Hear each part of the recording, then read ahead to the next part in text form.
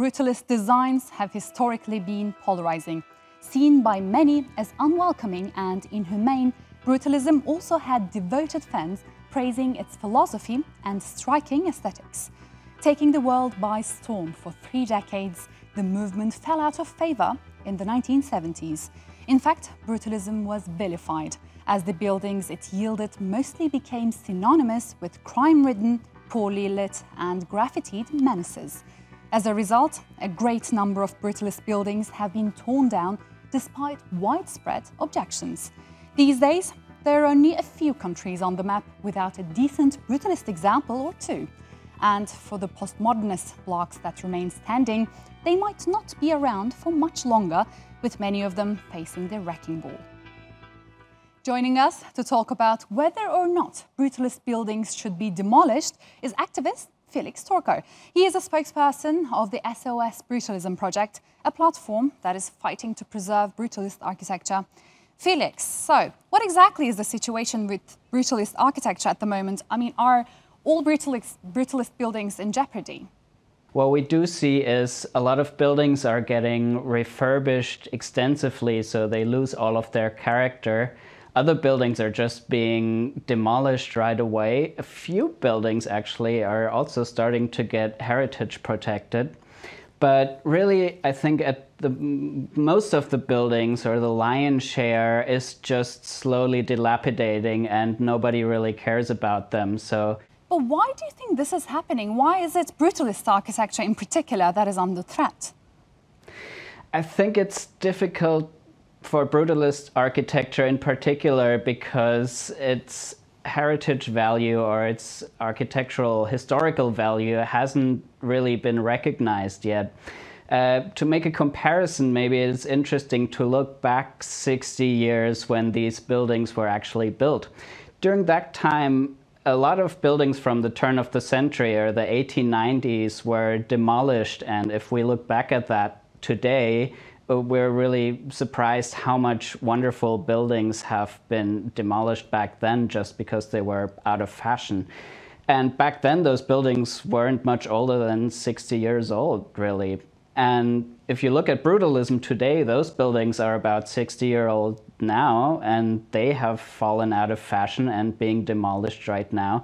And we really have to ask ourselves if we're not repeating past mistakes. But why do you think brutalist architecture should be kept and preserved? I mean, there are two sides to this debate, of course. Please convince me, what is so special about brutalist architecture? Well, I think brutalist architecture there's just such a drama, and there's this sculpturality and this massive monumentality to it, and also a lot of just like material that you can touch. There's a haptic quality to it. But if you think about it, I think there are two big reasons why it should be preserved.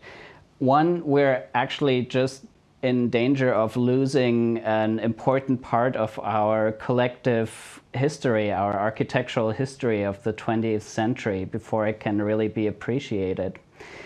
But I think a second point that is really important to mention is also you have to think about the environment. So if you have a building that already has been erected with a lot of resources and a lot of energy, and you're knocking all of this down and you're building a completely new structure, it is such a huge amount of energy and resources that are being used for that.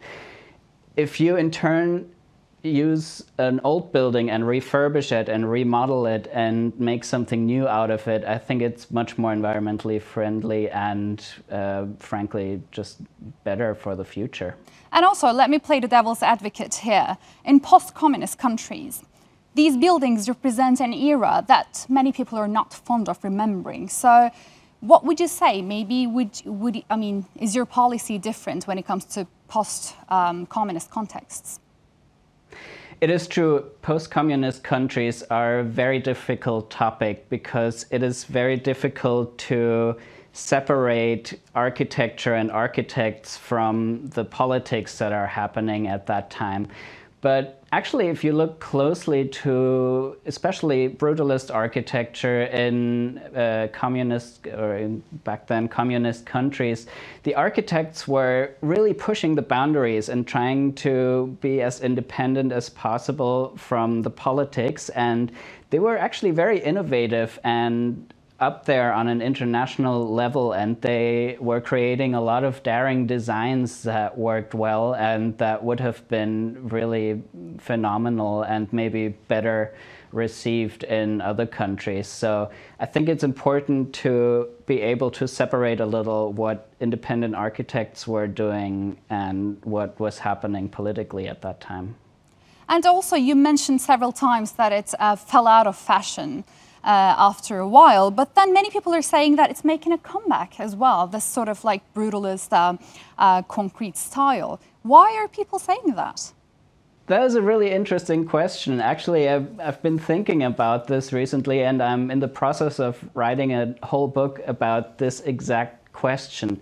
I don't have all the answers yet, but one theory is that in today's world that is very much dematerialized and virtual, these ideas about authenticity and materiality and also haptics, things like that, are very contemporary things again that people are interested in, or maybe there's a little bit of a longing.